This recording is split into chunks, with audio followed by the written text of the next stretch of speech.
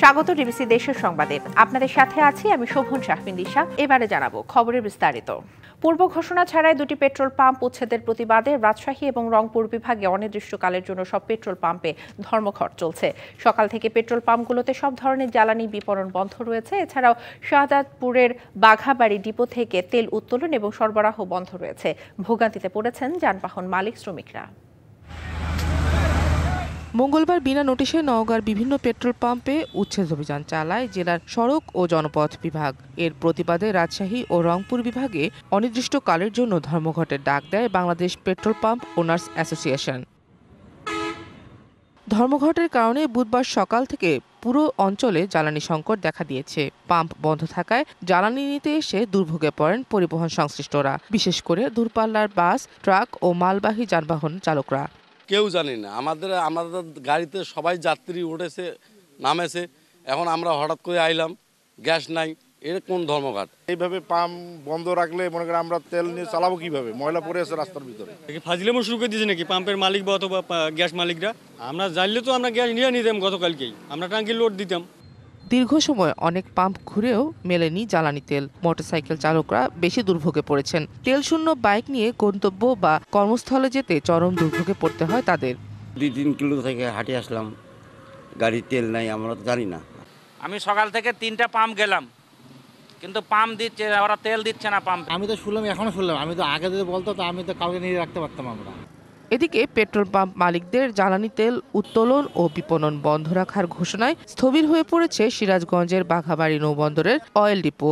সকাল থেকে বন্ধ রাখা হয়েছে জ্বালানি তেল উত্তোলন ও বিপণন। আমরা অনির্দিষ্টকালের জন্য তেল উত্তোলন এবং বিক্রি বন্ধ রাখা হয়েছে। মালিকদের এই দাবি দেওয়া না মানা পর্যন্ত আমরা আমাদের এই পদক্ষেপ অব্যাহত থাকবে। নির্ধারিত ফি দিয়ে সড়ক ও জনপথ বিভাগের রাস্তা ব্যবহার করে ব্যবসা করে আসছে পাম্পগুলো, কিন্তু নতুন গ্যাজেটে বিপুল পরিমাণ কর চাপিয়ে দেওয়া হচ্ছে বলে অভিযোগ পাম্প মালিকদের। যে পেট্রোল পাম্প যে গাড়ি ঢুকবে সে তো ট্যাক্স দিয়েই সরকারকে দিয়ে ঢুকতেছে রাস্তায় আমার পেট্রোল পাম্পের জায়গায়। এখন ওই জায়গাটুকু তারা ট্যাক্স আসছে, এই জন্য তারা পেট্রোল পাম্প রাস্তা কেটে দিচ্ছে, পেট্রোল পাম্প ভেঙে ফেলছে। তার পরিপ্রেক্ষিতে রাজশাহী বিভাগ, রংপুর বিভাগ হরতাল ডেকেছে। হঠাৎ করে পাম্প বন্ধের ফলে রংপুর, দিনাজপুর, ঠাকুরগাঁও, চাঁপাইনবাবগঞ্জ, কুড়িগ্রাম সহ পুরো দুই বিভাগেই জ্বালানি সংকটের আশঙ্কা দেখা দিয়েছে। বিষয়টি দ্রুত সমাধানের জন্য সরকারের হস্তক্ষেপের দাবি করছে ভুক্তভোগীরা। Sheikh Nigar Sultana, DBC news desk. চট্টগ্রামে ডিসি পার্কে সংঘর্ষের ঘটনার জেরে কর্মবিরতি পালন করছেন জেলা প্রাইম মুভার এবং ট্রেইলার শ্রমিকরা। মঙ্গলবার গভীর রাত থেকে তারা এই কর্মবিরতি শুরু করেন। সমন্বয়ক এবং প্রশাসনের আশ্বাসেও স্টিয়ারিংয়ের হাত দেননি চালকরা। ফলে সকল প্রকার পণ্যবাহী গাড়ি চট্টগ্রাম বন্দরে প্রবেশ বহির্গমন বন্ধ রয়েছে। এ অবস্থায় কন্টেইনার জটের শঙ্কা দেখা দিয়েছে। শ্রমিকদের ওপর হামলাকারীদের গ্রেপ্তার করা না হলে কর্মবিরতি অব্যাহত থাকবে বলে জানান চট্টগ্রাম জেলা প্রাইম মুভার এবং ট্রেইলার ইউনিয়নের সাধারণ সম্পাদক আবুল খায়ের। নবনিযুক্ত অধ্যক্ষের অপসারণের দাবিতে 3 দিন ধরে বিক্ষোভ করছেন শহীদ তাজউদ্দিন আহমেদ নার্সিং কলেজের শিক্ষার্থীরা। তালা ঝুলছে প্রশাসনিক এবং একাডেমিক ভবনের গেটে, বন্ধ ক্লাস পরীক্ষা। শিক্ষার্থীদের এক দফা দাবির সাথে একাত্মতা জানিয়েছেন শিক্ষকরাও। নিয়ম নীতির তোয়াক্কা না করে অধ্যক্ষ নিয়োগ দেওয়ার অভিযোগ তাদের। বিক্ষোভে উত্তাল শহীদ তাজউদ্দিন আহমেদ নার্সিং কলেজ। তালা ঝুলছে প্রশাসনিক ও একাডেমিক ভবনে। 3 দিন ধরে বন্ধ ক্লাস পরীক্ষা। নবনিযুক্ত অধ্যক্ষ জামাল উদ্দিন ভূঁইয়াকে অপসারণের এক দফা দাবি শিক্ষার্থীদের। আমাদের স্টুডেন্টদের উপর বিভিন্নভাবে এই আক্রমণাত্মক কথা এবং হুমকি আসছে। উপরমহল থেকে অনেক আমরা চাপের শিকার হচ্ছি। তো আমাদের একটাই দাবি, ওনাকে সরানো হোক। ওনার বদলে আমাদের সাবেক প্রিন্সিপাল ম্যাম আছেন শামসুন্নাহার ম্যাম, ওনাকে বসানো হোক, অথবা নবম গ্রেডের কোনো যোগ্য কোনো ব্যক্তিকে এখানে বসানো হোক। অধ্যক্ষের ছেলে হাসানের বিরুদ্ধে নারী শিক্ষার্থীদের উত্ত্যক্ত করার অভিযোগও তুলেছেন শিক্ষার্থীরা। তো তার একজন ছেলে আছে, সে আসলে তার বিভিন্ন অপকর্ম বা গতদিনও সে দেয়াল টপকে তার বিভিন্ন উত্ত্যক্ত করা মেয়েদেরকে আমরা আসলে এখন নিরাপত্তাহীনতায় ভুগছি, কারণ আমাদের এখানে যথেষ্ট সিকিউরিটির ব্যবস্থা নাই। শিক্ষার্থীদের দাবির সাথে একাত্মতা প্রকাশ করেছেন শিক্ষকরাও। একটা প্রতিষ্ঠান চালাতে গেলে সেখানে আসলে যোগ্য ব্যক্তির দরকার। প্রথম শ্রেণী রেখে একজন 10ম গ্রেডের কর্মকর্তাকে কিভাবে প্রিন্সিপাল অধ্যক্ষ চেয়ারে অতিরিক্ত দায়িত্ব দেয়? কলেজটির সাবেক অধ্যক্ষের দাবি, নিয়ম অনুযায়ী সিনিয়র শিক্ষকদের তালিকা চেয়েছিল নার্সিং ও মিডওয়াইফারি অধিদপ্তর, কিন্তু তালিকা সরবরাহের আগেই নিয়োগ দেওয়া হয় জামাল উদ্দিনকে। এই ছেলেটা মাত্র 2 বছর হয়েছে যে এডুকেশনের সাথে আসছে এবং তার এডুকেশন রিলেটেড কোনো রকম অভিজ্ঞতা নাই। সমস্ত তথ্য আমি নিজে গিয়ে ডিজি স্যারকে দিয়ে আসছি। তারাই থেকে স্যারের রুমে বসে আমি বলে আসছি, স্যার এই ঘটনায় আপনি চাইলেই শুধু ওকে কন্ট্রোল করতে পারেন। স্বচ্ছতার সাথে দক্ষ অধ্যক্ষ নিয়োগের মধ্য দিয়ে কলেজের শৃঙ্খলা ফিরিয়ে আনার দাবি শিক্ষার্থী ও শিক্ষকদের। DVC news desk. টঙ্গীর তুরাগ তীরে শেষ হল ৫৮তম বিশ্ব ইজতেমার প্রথম পর্বের দ্বিতীয় ধাপ। আখেরি মোনাজাতে হানাহানি মুক্ত উন্নত সমৃদ্ধ বাংলাদেশ আর মুসলিম উম্মার শান্তি কামনা করেন মুসল্লিরা। এর আগে মোনাজাতে অংশ নিতে ভোরের আলো ফোটার সাথে সাথে ময়দানে আসতে থাকেন ধর্মপ্রাণ মুসল্লিরা। নিজ নিজ খিত্তায় অবস্থান নিয়ে করেন দোয়া পাঠ। সুরায়ের নিজামের ইজতেমার দ্বিতীয় ধাপের আখেরি মোনাজাত পরিচালনা করেন মাওলানা জোবায়ের আহমেদ। আয়োজন নিয়ে সন্তুষ্ট মুসল্লিরা জানান আগামী বছরও বিশ্ব ইজতেমায় অংশ নেওয়ার আশার কথা। আখেরি মোনাজাত শেষে শুরু হয় মুসল্লিদের টঙ্গীর তুরাগ তীর ছাড়ার পালা। বাস ট্রেনে রওনা হন নিজ নিজ গন্তব্যে।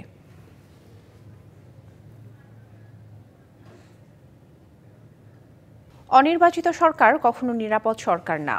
নানা অজুহাতে নির্বাচনকে বিলম্ব করার প্রচেষ্টাকে দেশ এবং জুলাই আন্দোলনের চেতনা বিরোধী অপতৎপরতা হিসেবে দেখবে জনগণ। কথা বলেছেন জামায়াতে ইসলামের নায়েবে আমির সৈয়দ আব্দুল্লাহ মোহাম্মদ তাহের। তিনি বলেন, জনগণের সঠিক নির্বাচনের মাধ্যমে যে প্রতিনিধি তারাই রাষ্ট্র পরিচালনার হকদার। সেই ব্যবস্থাই করতে হবে। সুষ্ঠু নির্বাচনের জন্য কিছু সংস্কারের প্রয়োজন। ন্যায়সঙ্গত যতটুকু সময় প্রয়োজন এর মধ্যেই একটি সুষ্ঠু নির্বাচন দেওয়ার আহ্বান জানান তিনি। সকালে কুমিল্লা টাউন হল মিলনায়তনে জুলাই বিপ্লবের শহীদ স্মরণিকার মোড়ক উন্মোচন অনুষ্ঠানে যোগ দেন তিনি। এ সময় জেলা জামায়াতের অন্যান্য নেতারাও উপস্থিত ছিলেন।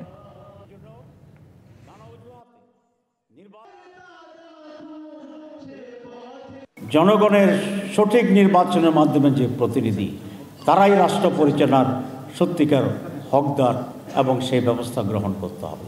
অনির্বাচিত সরকার কখনোই নিরাপদ সরকার নয়। এই জন্য নানা অজুহাতে নির্বাচনকে বিলম্ব করার প্রচেষ্টা একটি দেশবিরোধী এবং ৫ই আগস্টের চেতনা বিরোধী একটা তৎপরতা হিসাবে এই জাতি গ্রহণ করে।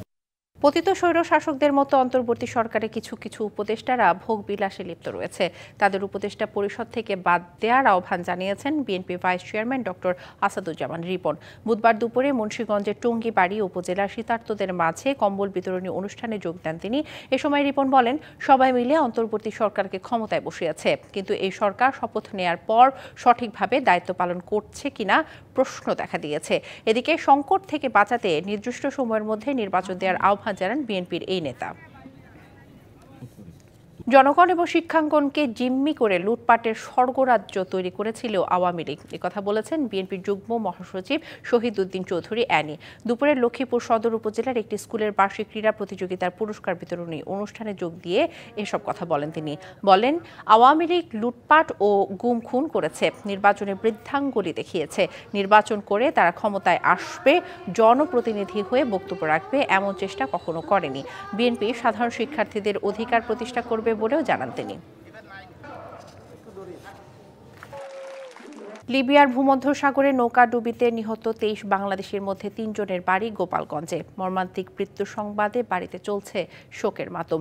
তারা হলেন মকসুদপুর উপজেলা রাঘদি ইউনিয়নের চরপ্রসন্নদী গ্রামের সাত্তার খন্দকার, একই গ্রামের আরাফসান ইসলাম আশিক এবং মোল্লাদি গ্রামের রফিকুল শেখ। অভাবের সংসারে সচ্ছলতা ফেরানোর আশায় তারা লিবিয়া থেকে সমুদ্রপথে ইতালি যাচ্ছিলেন। স্বজনরা জানিয়েছেন, ভিটে বাড়ি ও সহায় সম্বল বিক্রি করে 17 থেকে 26 লাখ টাকা তুলে দিয়েছিলেন দালালের হাতে, কিন্তু গন্তব্যে পৌঁছানোর আগেই করুণ পরিণত হয়েছে। এই ঘটনায় দালাল চক্রের শাস্তির দাবি তাদের, সেই সাথে মরদেহ ফিরিয়ে আনতে সরকারের সহযোগিতা চান স্বজনরা।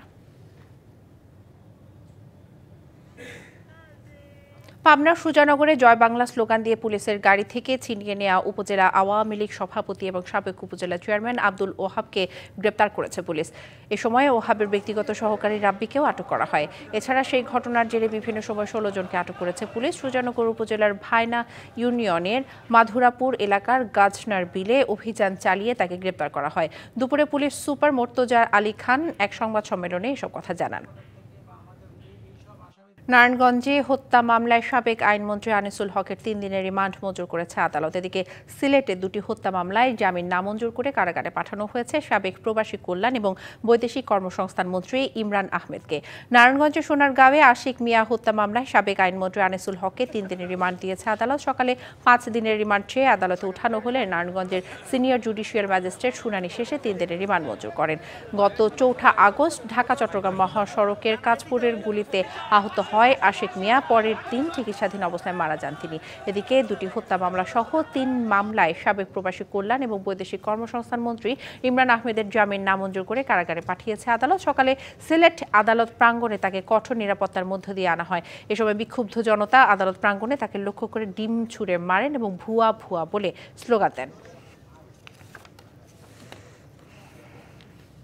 ডিবিসি দেশের সংবাদে ছিল এখনকার মতো। ডিবিসি নিউজের সংবাদগুলো পড়তে ভিজিট করুন dbcnews.tv আর ভিজিট করুন ডিবিসি নিউজের ফেসবুক পেজ এবং ইউটিউব চ্যানেল। ডিবিসির সঙ্গে থাকুন।